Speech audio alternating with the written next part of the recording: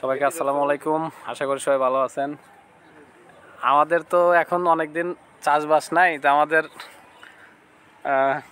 হাবিব ভাই যে কিছু গাছ লাগাইছে আবার, এটা হলো কি ঢেঁড়স গাছ। মানে গাছ এক বট এক হাত না, ফল ফুল ধরে গেছে অলরেডি। তারপরে তাওয়া করে কদুর চারা বিচি রোপণ করছে। আরও মরিচ গাছে মরিচ নাই, মরিচ গাছ লাগাইছিল। ও এদিকে এই যে কিছু চারা রোপণ করা হয়েছে। এটা করলা গাছ।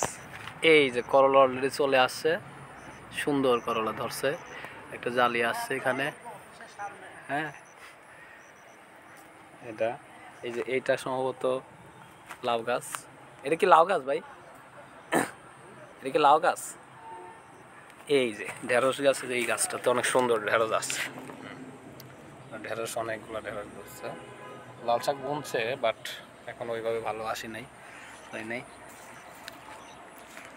তারপরে যেদিকে আরও আছে পুঁইর গাছ লাগানো হয়েছে, পুঁইর শাক, এগুলো এখানে এই পাশ দিয়ে ঢেঁড়স গাছ আছে অনেকগুলা।